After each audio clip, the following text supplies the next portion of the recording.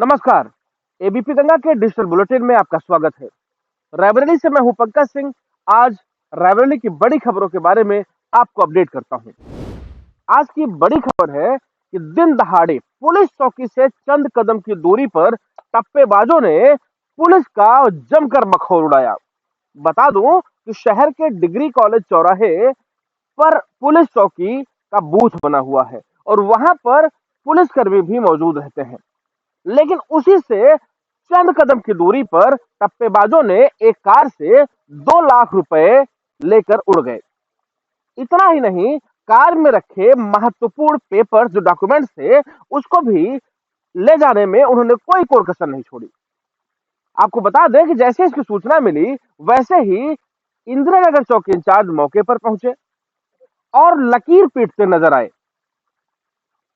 आपको बता दें कि इंदिरा नगर क्षेत्र जब से इंदिरा नगर चौकी इंचार्ज ने संभाला है, पुलिस लाइन सहित कई चोरियां हो चुकी हैं। मतलब कह सकते हैं कि इसी क्षेत्र में ही चोरियां, चोर और टप्पेबाजी दोनों कारित हो रही है। टप्पेबाज और चोर लगातार सक्रिय हैं, लेकिन इन दोनों को रोकने में इंदिरा नगर चौकी इंचार्ज सफल नहीं हो पा रहे हैं। अब देखना यह है कि जैसे पिछली चोरियां हुई जिसमें सीसीटीवी फुटेज भी था, उसी तरह से आज टप्पेबाजी में पुलिस कुछ खंगाल पाती है या नहीं कर पाती है। बीते 3 अप्रैल को गोली मारकर एक युवक की हत्या कर दी गई थी, जो ऊंचाहार क्षेत्र का रहने वाला था। अपर पुलिस अधीक्षक ने खुलासा करते हुए बताया कि मृतक चमन लोधी का जमीनी विवाद कुछ लोगों से चल रहा था। चमन लोधी अपनी जमीन का मुकदमा नीचे जीत चुके थे और अपर कोर्ट में मुकदमा चल रहा था। लेकिन जो आरोपी गण थे उन लोगों ने चमन लोध पर दबाव बनाया कि आप जमीन खाली कर दो। लेकिन चमन लोध ने गाली गलौज की और दबंगई दिखाते हुए जमीन खाली न करने की बात कही।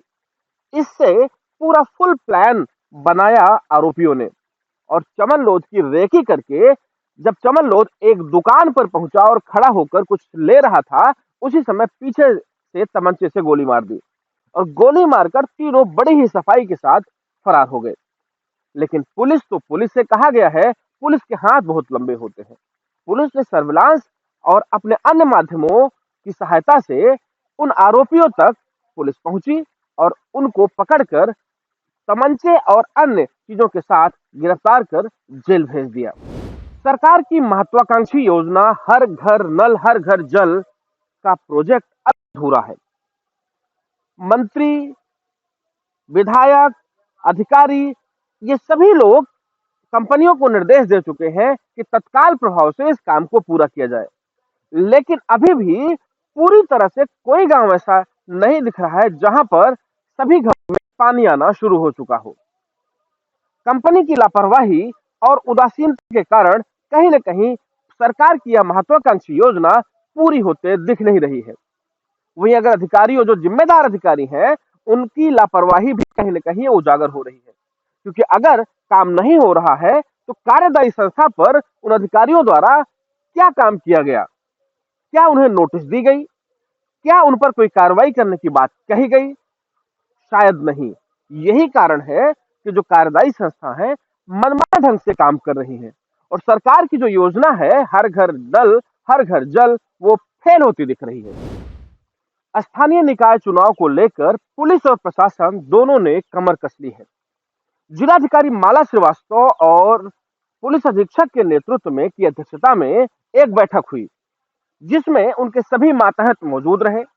जिलाधिकारी माला श्रीवास्तव ने साफ शब्दों में सभी अपने मातहतों से कहा कि किसी भी तरह की ढिलाई और उदासीनता बर्दाश्त नहीं की जाएगी।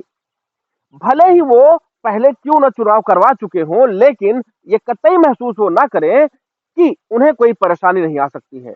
इसलिए सतर्कता बहुत जरूरी है। साथ ही माला श्रीवास्तव ने कहा कि प्रशासनिक स्तर पर किसी भी तरह का कोई भी लापरवाही कोई अधिकारी न बरते और उसकी सही तरीके से तैयारी अभी से कर ले। वहीं पुलिस अधीक्षक आलोक प्रियदर्शी ने भी पुलिस बल को पूरी तरह से उन्होंने निर्देश दिया कि वहां पर सुरक्षा व्यवस्था को लेकर किसी तरह की ढिलाई न बरती जाए। तो इस तरह पुलिस और प्रशासन दोनों ने निकाय चुनाव के लिए कमर कस लिया है। अब देखना यह है कि निकाय चुनाव संपन्न कैसे। एक वीडियो वायरल हो रहा है जिसमें टब में आलू रखा गया है और उस आलू को शू पहनकर, जूते पहनकर एक लेबर उसको साफ कर रहा है। जूता पैर में पहनकर उसको पानी में रखकर उसको लगातार मसल रहा है, वो उस पर चढ़ रहा है। तो ये जो वीडियो है, ये वीडियो रायबरेली के एम्स अस्पताल का बताया जा रहा है। कहा जा रहा है कि कैंटीन का वीडियो है, हालांकि अभी आधिकारिक बाइट नहीं आई है एम्स प्रशासन की, लेकिन खंडन 4 लाइन लिखकर जो समीर शुक्ला जी हैं, एम्स के प्रशासनिक अधिकारी कहे जाते हैं, उन्होंने 4 लाइन लिखकर कहा कि एक कंपनी को और अस्पताल को बदनाम करने की एक साजिश है और वीडियो को जानबूझकर बनाया गया है क्योंकि इसको किसी मामले में दोषी पाया गया और उसको कंपनी से निकाल दिया गया था। तो साजिश के तहत वीडियो बनाया गया। फिलहाल अभी बाइट नहीं आई है, जो ऑफिशियल बाइट टीवी में चलती है वो नहीं आई है, लेकिन अगर यही हाल रहा, जो सीसीटीवी कैमरे लगे होते हैं अस्पताल में, सारी व्यवस्थाएं होती हैं, अगर वास्तव में यही होता रहा तो कहीं ना कहीं मरीजों और अन्य तीमारदारों के साथ खिलवाड़ होता तो जरूर दिख रहा है, लेकिन अब इसको अस्पताल प्रशासन छुपाने में जुट गया है।